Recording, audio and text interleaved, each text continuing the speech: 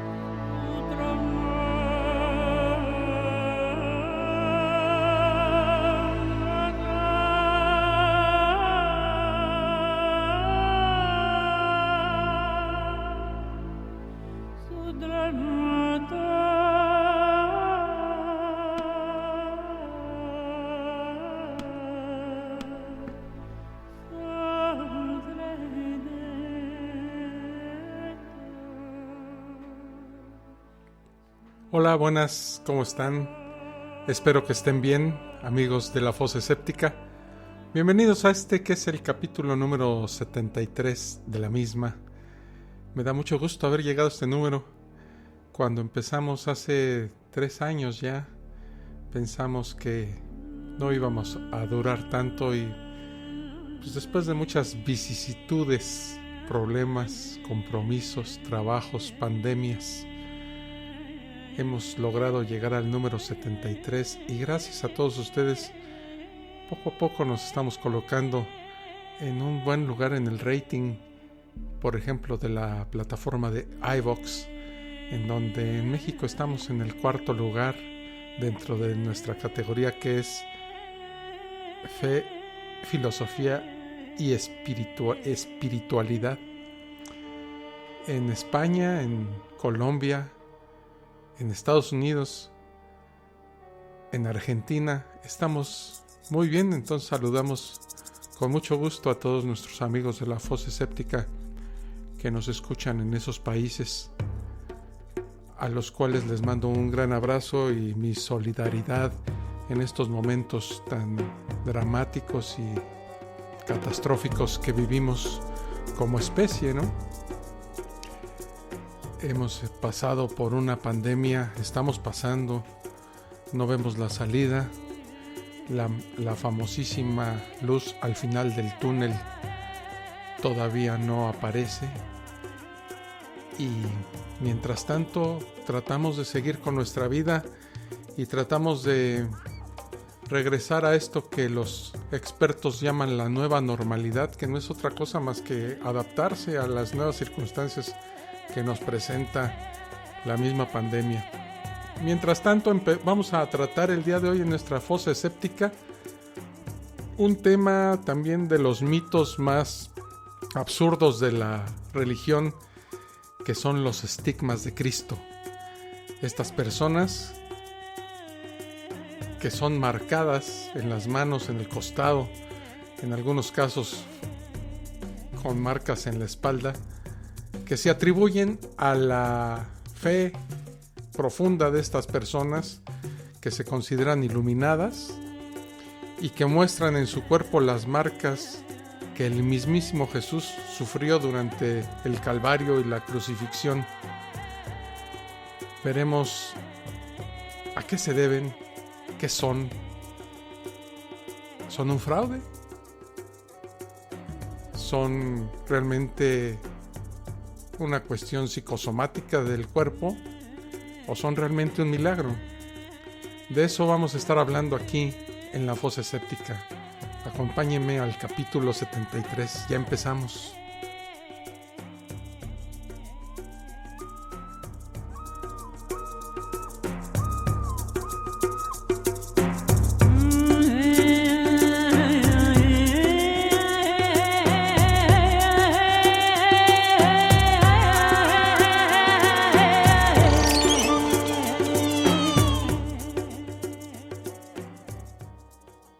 Los estigmas de Cristo. Los estigmas, del latín stigma, son señales o marcas que aparecen de forma espontánea en el cuerpo de algunas personas, casi siempre cristianas. Hasta el siglo XVIII se llamaban estigmas a las incisiones practicadas por los fieles paganos en honor a sus dioses, o las marcas en forma de cruz que los primeros cristianos se hacían en los brazos para testimoniar su fe. Por esto se habla de los estigmas como fanatismo, como fraudes que quieren transmitir a los fieles la genuina fe de los estigmatizados, en un intento sincero de sumar devotos a sus creencias. Estas heridas son similares a las infligidas sobre Jesús de Nazaret durante su crucifixión según la iconografía cristiana tradicional, y van precedidas y acompañadas de tormentos físicos y morales. Suelen aparecer en las manos, pies, costado izquierdo y a veces en la cabeza y en la espalda, lo que recuerda a la crucifixión, la coronación de espinas y la flagelación de Jesús. Los estigmas pueden ser visibles o no, sangrientos o no, permanentes o no. Las iglesias cristianas postulan algunas estigmatizaciones como milagro, pero reconocen que muchas son causadas por el mismo sujeto que las porta, ya sea intencionalmente o por causas de origen psicosomático. El Vaticano acepta algo más de 300 casos de estigmatizados y un sondeo histórico mostró que cerca de una quinta parte de ellos termina siendo beatificada o canonizada. En todos estos casos, estas personas estigmatizadas son católicas. Más de un tercio provenía de Italia y el resto mayormente de Francia, España y Portugal, países católicos, apostólicos y romanos, ¿no? Últimamente hay unos pocos que pertenecen a otros países y diferentes corrientes dentro del cristianismo. Del total hay 7 mujeres por hombre y una alta proporción eran sacerdotes enclaustrados o monjas. 109 provenían de la orden de los dominicos y 102 de los franciscanos, por lo que hay un 34% de gente que no es de ninguna de estas congregaciones, gente laica, que ha presentado este fenómeno, ¿no? Vamos a ver ahora algunos de los casos más famosos de estos estigmatizados. Suele considerarse a San Francisco de Asís, que vivió entre 1181 y 1226, como el primer estigmatizado. En realidad, el primer caso en la historia sería el de la beata María de Orgines, que vivió entre 1177 y 1213, pero pasó prácticamente desapercibida, probablemente por su condición de mujer. La estigmatización de Francisco de Asís destaca por la cantidad de testigos, unos pocos en vida, pero luego de su muerte fueron numerosos los que vieron sus llagas. Uno de ellos, llamado Jerónimo, caballero culto y prudente, además de famoso y célebre, al dudar de estas sagradas llagas, incrédulo como Tomás, tocó las manos, los pies y el costado del santo en presencia de los hermanos y de otros ciudadanos. Desde entonces se convirtió en un testigo calificado de esta verdad y la confirmó bajo juramento poniendo las manos sobre la Biblia. Pero su decidido afán de imitar a Jesús, su inmensa capacidad para el sacrificio y el hecho de que fuera hijo de la Iglesia hasta la médula, podrían haber llevado a Francisco a mentir con respecto a sus estigmas y habérselas causado él mismo, siendo pues el primer estigmatizado y también el primer fraude de este tipo en la historia. La religiosa Soragnes Sasagawa, en Akita, Japón, recibe el 28 de junio de 1973 los estigmas de Jesús. Ese día, una llaga en forma de cruz apareció en la palma de su mano izquierda. Sangraba profusamente y le causaba un gran dolor, mientras una imagen de madera de la Virgen María sangraba también desde llagas aparecidas en la mano derecha y sudaba con una fragancia que podríamos decir que era celestial. O sea, olía bonito. Esto ocurrió en la capilla del convento de la Orden de las Hermanas Custodiadoras de la Eucaristía. Y yo me pregunto, ¿por qué todas estas congregaciones tienen nombres tan raros, ¿no? Tan largos? Convento de la Orden de las Hermanas Custodiadoras de la Eucaristía. Así nada más. El 22 de abril de 1984, después de 8 años de investigación y habiendo consultado con la Santa Sede, el milagro fue aprobado por el obispo de la diócesis de Niigata, Monseñor John Sohiro Ito. Declaró que los eventos de Akita son de origen sobrenatural y autorizó en toda la diócesis la veneración de la Santa Madre de Akita. La Santa Sede lo aprobó en 1988 y el que ayudó a esta aprobación fue nada más ni nada menos que el cardenal Joseph Ratzinger, un hombre bastante conocido en la Iglesia últimamente, porque después sería el Papa Benedicto XVI. En septiembre de 1918, el Padre Pío se convirtió en el primer sacerdote en la historia de la Iglesia en presentar estas marcas, y fieles de todo el mundo lo comenzaron a visitar. Exhibió los estigmas durante toda su vida, pero la Iglesia no se ha pronunciado sobre ellos. Él estaba imbuido de una fe sincera, convencido de la existencia de Dios, de los dogmas religiosos, de su ministerio sacerdotal y siempre actuó de acuerdo a sus creencias. En su afán de convencer a los feligreses algo incrédulos, se provocaba él mismo estas heridas, como parece establecerse a partir de nuevas investigaciones. Según estas investigaciones, el Padre Pío falsificaba sus estigmas vertiendo ácido carbólico, lo que viene siendo comúnmente llamado como fenol, en sus manos. El documento revela el testimonio de la farmacéutica María de Vito, quien dijo que el joven Padre Pío compró 4 gramos de ácido carbólico en 1919. Afirmó que había pasado un mes con el sacerdote en San Giovanni Rotondo, viendo cómo se aplicaba este ácido en las manos.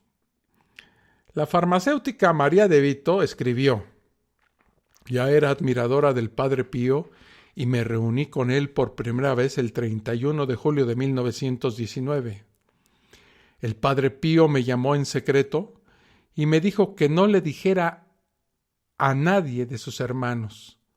Me entregó personalmente una botella vacía y preguntó si me gustaría ser chofer para transportar de Foggia a San Giovanni Rotondo 4 gramos de ácido carbólico puro. Explicó que el ácido era para desinfectar unas jeringas. Mintió el Padre Pío. El testimonio fue presentado a la Santa Sede por el arzobispo de Manfredonia, Pasquale Gagliardi, como prueba de que el Padre Pío se producía sus propios estigmas con ácido. Fue examinado por la Santa Sede durante su proceso de beatificación y al parecer se desestimó el recurso, este caso, ¿no? El doctor Nicola Silvestri, subdirector sanitario de la Casa Alivio del Sufrimiento, afrontó el argumento en una conferencia en el Congreso Internacional Padre Pío, el Hombre, el Cristiano, el Santo, que se celebró en Roma entre el 9 y 10 de abril del 2002, hace relativamente pocos años. Y dice así el escrito de este doctor Nicola Silvestri. Desde el punto de vista médico, precisó el doctor Silvestri en su conferencia, los estigmas no pueden considerarse como heridas o llagas, pues no tienden a cicatrizar ni siquiera cuando son curadas. No sufren procesos de infección ni de descomposición, no degeneran en necrosis, no emiten mal olor, sangran y permanecen estacionarias e inalteradas durante años, contra toda ley de la naturaleza. Este pseudocientífico explicó que sobre estos fenómenos la Iglesia es justamente severa y solo tras rigurosos estudios y controles de médicos y teólogos se ha pronunciado en un número bastante limitado de casos. Esto fue lo que dijo el científico, obviamente con un claro sesgo religioso. Para reconocerlos como válidos, fíjense, la Iglesia exige ciertas condiciones que deben caracterizar a este fenómeno. Veamos cuáles son las pruebas que necesita tener una persona con estigmas para que la Iglesia considere que son reales. Bueno, miren, debe mantenerse inalterados estas llagas a pesar de las terapias médicas. Debe producir hemorragias. Debe carecer de infecciones o supuración y de cicatrización instantánea y perfecta. Hay al menos unos 80 santos y beatos cuyos estigmas han sido válidamente documentados. La Iglesia reconoce el fenómeno, pero no propone creer con sentencia dogmática o doctrinal en ellos. Y dice la Iglesia, los verdaderos estigmas hasta ahora estudiados se presentan por sus características internas y externas fuera de todas las leyes que regulan la fisiopatología, y hay que considerarlos como fenómenos de tipo sobrenatural. ¿Cómo ven? ¿Cuál es la opinión que tienen ustedes acerca de estos estigmas que presentan algunas personas y que de alguna manera hemos estado viéndolos en la historia y últimamente hace algunos años hasta en la televisión, ¿no? El clero católico apostólico romano local acusó al monasterio del Padre Pío de exhibirlo por dinero. Ahí viene el asunto económico, como siempre, ¿no? Ciertamente alrededor de él se generó un culto y la venta a los crédulos discípulos pues, de supuestas reliquias que en realidad eran, imagínense, telas embadurnadas con sangre de pollo. Hace poco leí que la Santa Sede y la Congregación de Capuchinos del Padre Pío pues se andan disputando ahí el control del negocio de la milagrería que se genera. Las confesiones del Padre Pío fueron tan afamadas que se formaban largas colas ante su confesionario y fíjense que los capuchinos de San Giovanni Rotondo llegaron a cobrar la entrada para confesarse con el Padre Pío. Primero te daban una ficha, pagabas y luego ya podías pasar a confesarte con él. Algunos médicos creyeron que sus heridas eran superficiales, pero su comprobación era difícil debido a sus supuestos dolores por estar cubiertas de espesas costras de lo que se pensaba que era sangre. Un distinguido patólogo enviado por la Santa Sede notó que más allá de las costras faltaba todo signo de edema, penetración o enrojecimiento, aun cuando se las examinaba con una buena lupa. De hecho, concluyeron que la herida del costado no había penetrado la piel en absoluto. Y mientras que en vida Pío siempre mantuvo ocultas sus heridas porque las cubría con unos guantes y vendas, a su muerte solo había piel inmaculada. El Padre Pío se hacía él mismo sus heridas, como vimos anteriormente, con ácido con fenol, ¿verdad? En 1919, es otro caso de estigmatización, la laica mística alemana Teresa Neumann, que vivió entre 1898 y 1962, a sus 21 años quedó paralítica tras caerse mientras intentaba apagar un incendio en el granero de su tío. Sus estigmas comenzaron en 1926. Tras tener apariciones de la Virgen de Santa Teresa de Lisieux, y resultaron visibles y constatables hasta su muerte. Fueron probablemente los más estudiados de la historia, pero sus estigmas evolucionaron con el tiempo, las heridas fueron cambiando de redondas a rectangulares. Probablemente cuando esta madre Teresa, esta laica alemana Teresa Neumann, supo cuál era la verdadera forma de los clavos romanos, que no eran redondos, sino cuadrados, ¿no? Como muchos otros estigmatizados, la salud de Teresa era muy precaria. Tenía periodos de convulsiones, ceguera, sordera, mutismo, además de la parálisis, o sea, era un verdadero estuche de monerías. Efectos que parecerían debidos a hipocondria histérica o, lo más probable, directamente a falsedades, ya que los supuestos malestares evadían el diagnóstico.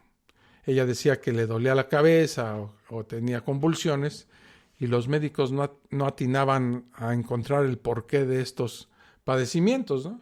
Un profesor de apellido Martini dirigió una supervisión de Teresa Neumann y observó que la sangre fluía de las heridas solo en las ocasiones en el que él era solicitado a abandonar el cuarto, como si ella tuviera que esconder algo para evadir la observación. El doctor Martini agregó: fue por la misma razón que yo detestaba sus frecuentes manipulaciones por debajo de las mantas de la cama levantadas. También hubo sospechas similares sobre sus supuestas demostraciones de poderes de médium. Se dice que esta misteriosa mujer vivió durante 40 años sin comer ni beber, solo con la hostia que le daban. Lloraba sangre e incluso tenía el poder de la clarividencia, según declaraban sus seguidores. Según también declaraban otros, Teresa Neumann solo tomaba unas gotas de agua en una cucharilla. Más adelante ni siquiera eso. Este caso no es único en la historia del misticismo, pues otras personalidades místicas experimentaron el mismo fenómeno, como Ángela de Foligno, Catalina de Siena, entre muchos otros, ¿no? Sin embargo, el caso de Teresa Neumann es el más estudiado. El ayuno al que ella se sometía fue evaluado por la curia de Ratisbona. En julio de 1927, un médico y 4 enfermeras franciscanas la vigilaron adecuadamente y con gran severidad durante las 24 horas del día durante 2 semanas. Confirmaron que no había comido nada excepto una hostia consagrada un día de esos, ¿no? Y no padeció efectos adversos, ni pérdida de peso, ni deshidratación. Sin embargo, ningún investigador escéptico pudo comprobarlo. Estos doctores, estas enfermeras que fueron a vigilarla, obviamente tenían el sesgo de que también eran religiosos y confirmaron que la tal señora Teresa Neumann no comía, pero ningún otro científico más escéptico pudo acercarse para comprobar si esto era verdad o mentira. A esta ausencia de alimentación, que también se le llama respiracionismo, se le conoce como inedia. Este respiracionismo es una concepción religiosa principalmente propagada por la religión hinduista, que sostiene que los alimentos y el agua no son necesarios y que es posible mantenerse exclusivamente por el prana del aire. O sea, el prana es una palabra en sánscrito que significa aire inspirado o energía vital, sí. Y se alimentan estas personas a través, los que dicen que se alimentan de esto, se alimentan nada más a través de la respiración. Imagínense nada más, híjole. En el marco científico, la visión mística del concepto prana carece totalmente de fundamento por no haberse podido demostrar nunca su existencia o sus efectos, ¿no? De hecho, desde finales del siglo XX se han producido varias muertes por seguir el respiracionismo. Pues cómo no, ¿no? El cuerpo humano está diseñado para alimentarse y para generar la energía de la cual obtiene, pues, de los alimentos, ¿no? Por otra parte, se han desenmascarado muchos casos de inedia de este respiracionismo. Los más famosos fueron los del indio Prahalad Jani, que aparentemente se alimentaba a escondidas, y de la predicadora respiracionista australiana Ellen Greff, que dicho sea de paso, ha conseguido una fortuna con sus conferencias y la venta de sus libros. Esta señora Ellen Greff casi muere cuando fue sometida a un control estricto. La Iglesia Católica no ha confirmado ni negado este respiracionismo, ni tampoco los estigmas de Teresa Neumann. La supuesta primera estigmatizada en México se llama Elizabeth Sánchez García. Mostró el 26 de mayo del 2003 los primeros estigmas. Dijo que era un regalo de la Virgen María. Y en una entrevista dijo que ella me dijo, o sea, la Virgen, no temas, Me mencionó que me daría unos regalos y que tenía que trabajar. Le dije, ¿qué tengo que hacer, señora? Segundos después sentí un gran dolor en la frente, después en las manos.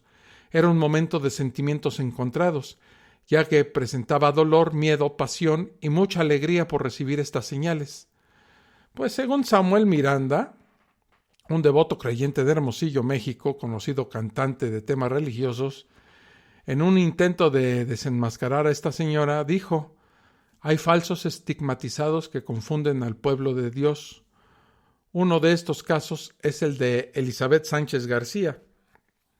Debemos tener cuidado, ya que a esta señora le gusta aparecer en televisión, mostrar sus estigmas y hasta dramatizar en un programa acerca de cómo sufrió un desmayo mientras recibía los estigmas. Esto es contrario al espíritu de humildad que tienen los santos, que prefieren estar en el anonimato. Por otro lado, acepta donaciones por las curaciones que realiza a sus pacientes. En un programa de televisión llamado Milagros Decodificados, la señora Sánchez García afirmó: yo respeto a los sacerdotes, que ellos también me respeten. Palabras que nos hacen ver que su trabajo está muy distante de la aprobación de la Iglesia. Vamos a hacer una pequeña pausa para dar un pequeño trago al café que me imagino que todos ustedes tienen, o alguna bebida, y regresamos para ver una muy particular estigmatizada, Natusa Évolo. Regresamos aquí con un poquito más de la fosa escéptica y mientras tanto, pues nos tomamos un traguito de nuestro café, si bien nos va. Estás escuchando La Fosa Escéptica, un lugar para ejercitar la mente.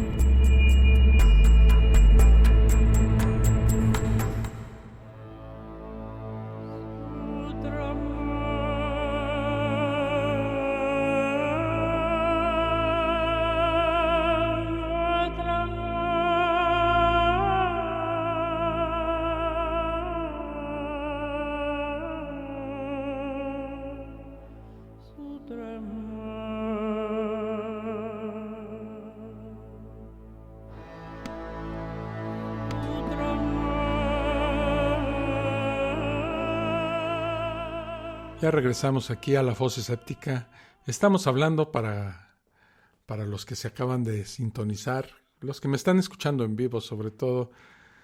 Estamos hablando de los estigmas de Cristo y de estas personas que de alguna manera presentan en el cuerpo estigmas que supuestamente son una señal divina, ¿no? La mística italiana, de esto les quería yo hablar, de Natusa Évolo, que vivió entre 1924 y el 2009, era analfabeta. Tenía heridas sangrantes con escritos cristianos en diferentes idiomas, muchos de ellos en hebreo y arameo. Quienes la buscaron para rezar junto a ella afirmaron haber sido curados. Fue entrevistada en un programa de televisión y a causa de observaciones de los periodistas que ella consideró inadecuadas, pues se ofendió y se negó a dar otras entrevistas, sobre todo aquellas que no le garantizaran mayor respeto. Hay un comité en Italia que se llama el SICAP, por sus siglas, ¿no? Que es el Comitato Italiano per il controllo delle affermazioni sulle pseudoscienze, o sea, un comité italiano para el control de las afirmaciones de la pseudociencia. Este SICAP estudió el caso a través del psicólogo Armando De Vicentis. Primero se intentó un estudio psicológico, pero pues no habiendo efectuado en forma directa un diagnóstico sobre el sujeto, decía él, solo podemos basarnos en lo que se desprende de sus declaraciones en la entrevista televisiva. Sería indispensable observar sus señales de forma ininterrumpida durante varios días. O sea, este comité no pudo entrevistar a esta señora directamente, sino que hizo su pseudoestudio psicológico a través de las entrevistas que esta señora daba en la televisión, con lo cual pierde obviamente mucha validez, ¿no? Y continúa este comité diciendo que más que un diagnóstico dermatológico seguro, es la personalidad, la historia y la cultura la que dejan serias dudas sobre la autenticidad del fenómeno. El caso Natuzza, sigue diciendo este comité, no es tan increíble como los medios pretenden, sino que se trata de un hecho culturalmente limitado y encuadrado en un contexto religioso bien preciso. Hasta aquí lo que dice el comité, el CICAP, famoso ¿no? Luego, un experimento realizado y comparando la impresión en un paño de los escritos que aparecían en la piel de Natuzza con los mismos hechos con tinta, pues muestra que son similares. De todas formas, la CICAP misma es prudente y dice que sus conclusiones no son absolutas, que es necesario hacer más pruebas. Dice, no se discute la buena o mala fe de la señora Natuzza, pero en ausencia de un contacto directo no es correcto emitir un juicio. Pocos son los elementos significativos que vienen en nuestra ayuda para delinear un cuadro, aunque aproximado, del fenómeno Natuzza. O sea, este comité nunca pudo intercambiar palabra con la señora ni la vio en persona, sino que todo lo que decían ellos era pues basados en entrevistas que ella daba, ¿no? Los estigmas de Cora Evans, una mormona norteamericana convertida al catolicismo en 1935 y que aseguró haber tenido una visión de Jesús, comenzaron en 1947. De acuerdo a su testimonio, sus visiones de Jesucristo se iniciaron a los 3 años. Mucho tiempo después, durante una de estas visitas, afirma que él le dio la posibilidad de elegir de ir a la casa con él por toda la eternidad o aceptar el sufrimiento adicional para el bien del mundo. Ella eligió la segunda opción, obviamente, ¿no? Y fue entonces cuando comenzaron a aparecer los estigmas en su cuerpo. Me acordé ahorita de la película Matrix, cuando le dicen a Neo que si toma la pastilla azul o la pastilla roja. Pues aquí Jesús le dio la misma opción a la señora Cora Evans, esta norteamericana, convertida al catolicismo. Aparte de las visiones, éxtasis y estigmas, la señora Evans parece haber experimentado el fenómeno de bilocación, o sea, estar simultáneamente en 2 lugares. Y la fragancia de rosas, conocida como olor de santidad. Su hija, Dorothy Evans, recuerda que su madre a lo largo de su vida caía en coma y los médicos apenas podían encontrar su pulso. En esos momentos, según ella, estaba con Jesús, a quien llamaba el Maestro, y a veces Jesús, tomando la personalidad de un gran guía turístico, la llevaba a visitar el cielo y el purgatorio. Eso era lo que contaba la señora Evans.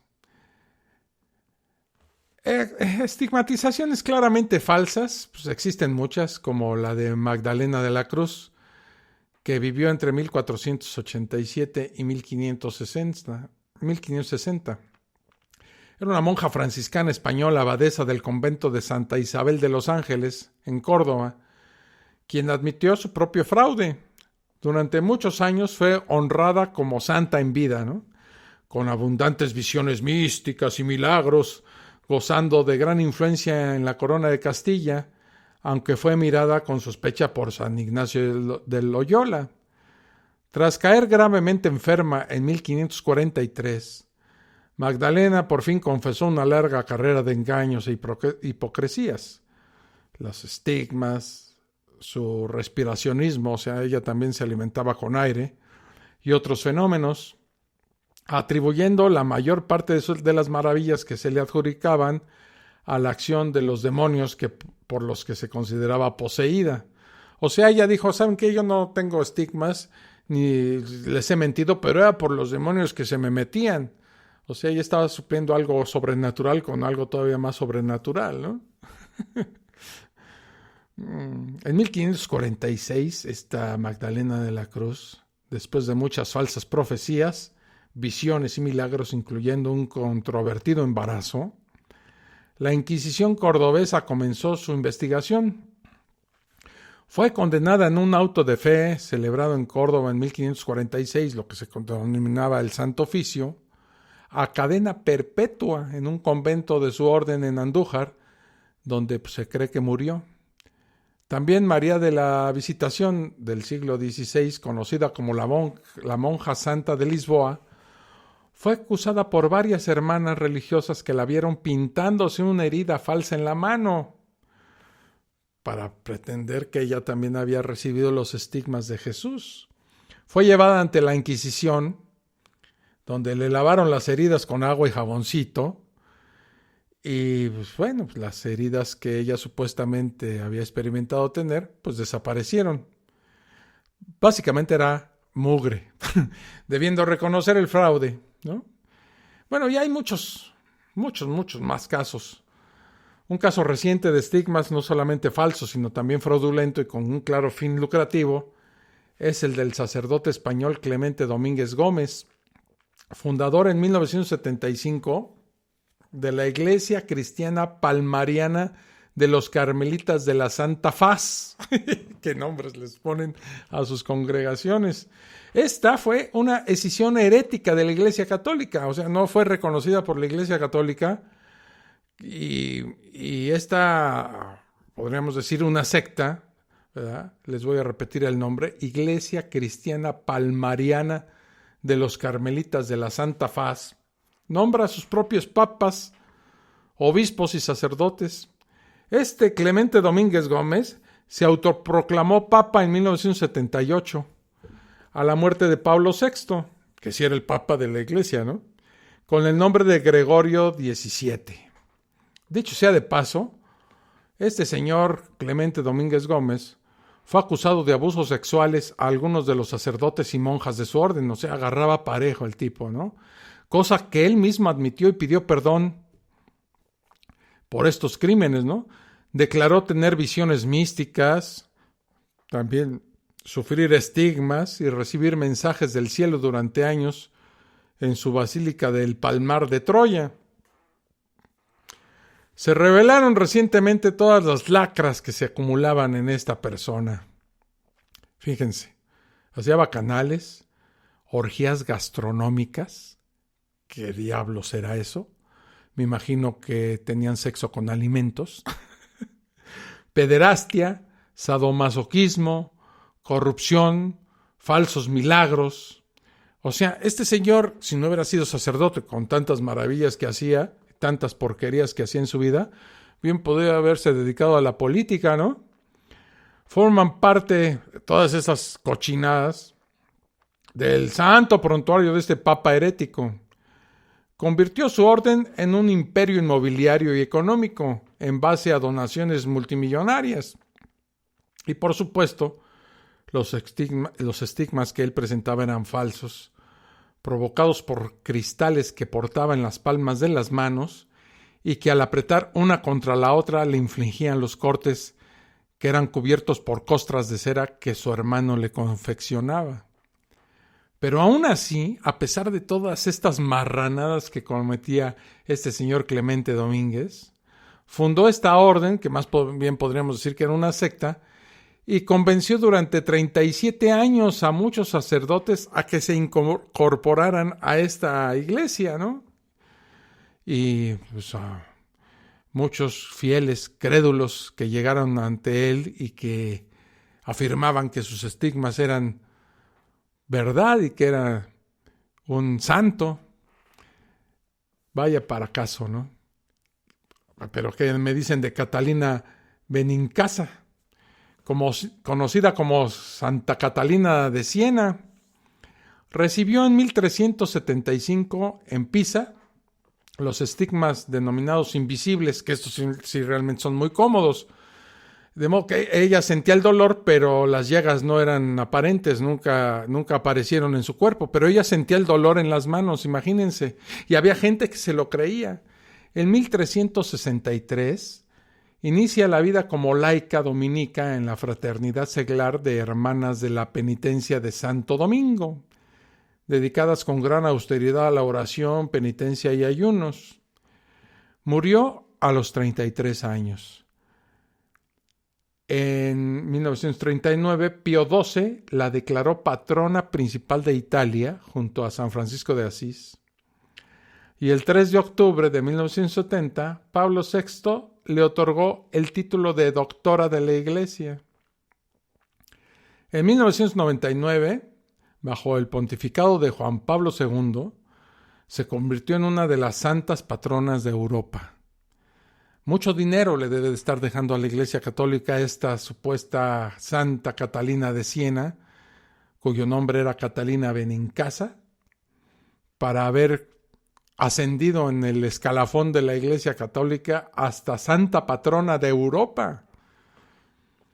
También destacan otros estigmatizados como Santa Gemma Galliani, que vivió entre 1878 y 1903, una mística italiana y una de las primeras mujeres estigmatizadas del siglo XX. 3 días a la semana, por lo menos 3 años, Gemma mostraba estigmas en las manos y en los pies, que luego desaparecían. Murió probablemente de tuberculosis a la edad de 25 años. Fue beatificada por el Papa Pío XI en 1933 y canonizada por Pío II en 1940, convirtiéndose así en la primera santa italiana del siglo XX. En fin, vamos a hacer otra pequeña pausita para darle un nuevo traguito al café, refrescarnos lo que viene siendo la boca, y regresamos para hablar acerca de cuál es el punto de vista científico acerca de estas estigmatizaciones y de que y procedemos a ver esto, ¿no? La ciencia ha estudiado el fenómeno y tenemos mucho que decir al respecto. Regresamos después de esta menos de un minuto de esta pausa para tomar un traguito como les digo, del cafecito, que está realmente muy sabroso. Estás escuchando La Fosa Escéptica, un lugar para ejercitar la mente.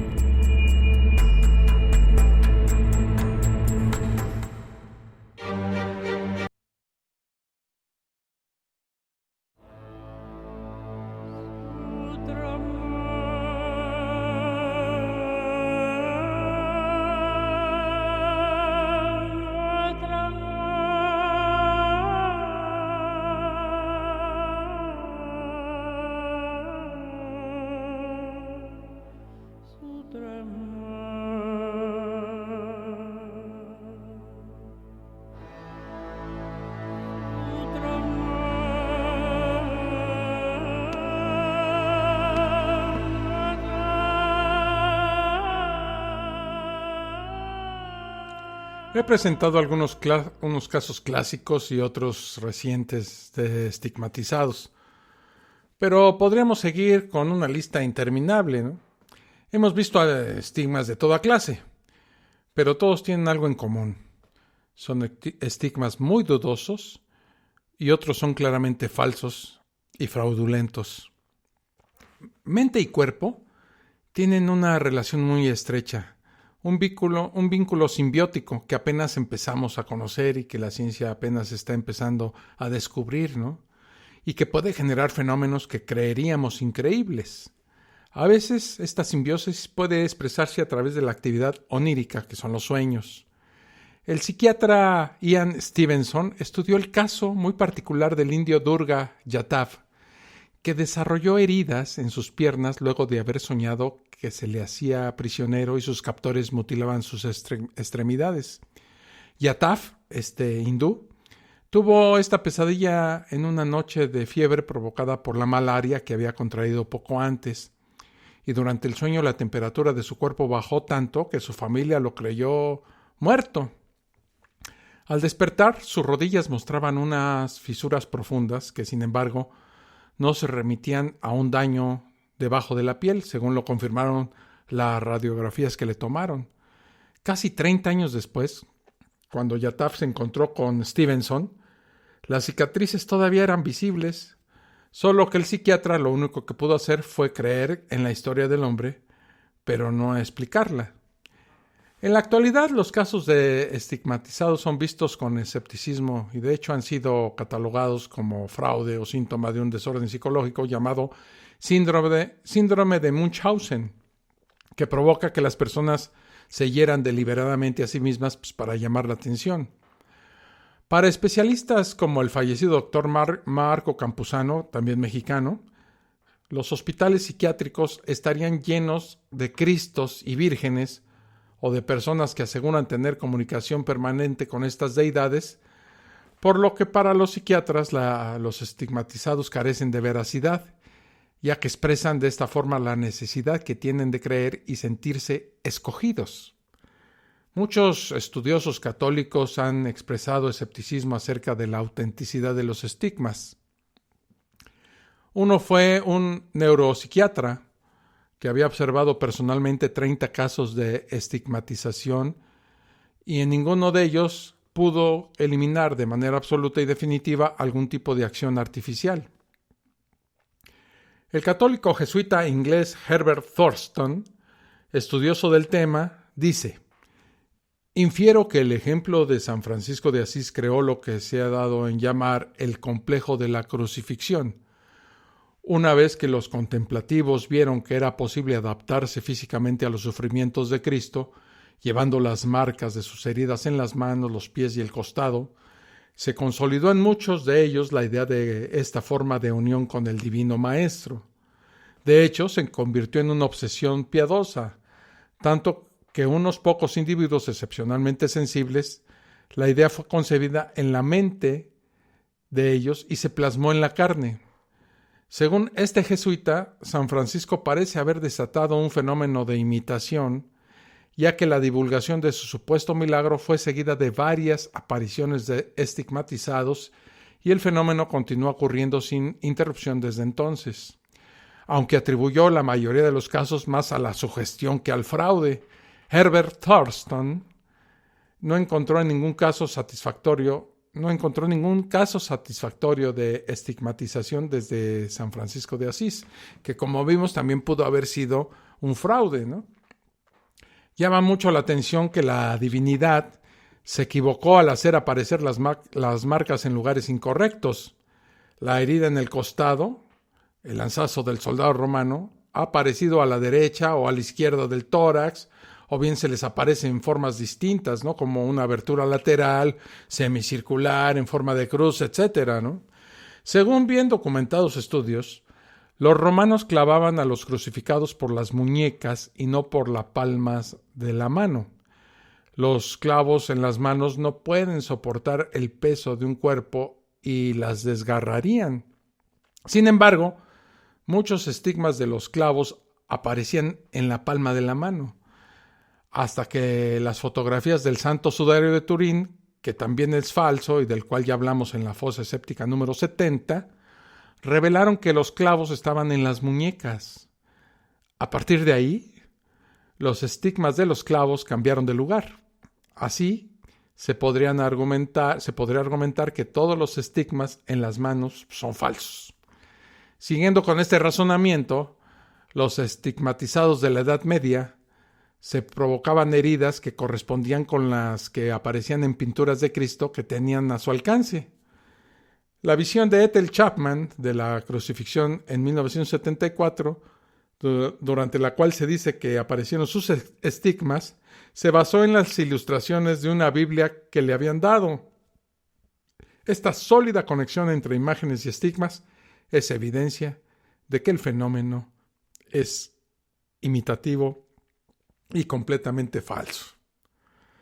Por lo visto, realizar el engaño es más fácil de lo esperable. Uno por lo menos esperaría que los estigmas atravesaran las manos o las muñecas de lado a lado, lo que exigiría cierto sufrimiento por parte del estigmatizado al tener que perforárselas con un clavo, punta o algo parecido, ¿no? Pero por lo visto, si se atrae fieles y se fortalece la fe, o si el negocio es lucrativo, pues esto no hace falta. Ningún estigmatizado tiene atravesadas de lado a lado las manos, lo cual comprobaría que pues o son falsas o ellos no se producen las heridas con la suficiente fuerza, porque pues la verdad es que ha de ser dolorosísimo hacérselas, ¿no? Pues miren, sin más ni menos, creo que hemos agotado el tema de los estigmas de Cristo y de la forma en las que en la historia se han producido estos, cada vez con menos frecuencia, porque la ciencia al avanzar pues ha desmontado estos artilugios y estos fraudes. Afortunadamente la ciencia avanza y con ella y con el avance de la misma, estos mitos de la religión se han estado desmoronando uno a uno como en un castillo, una casa de naipes, ¿no?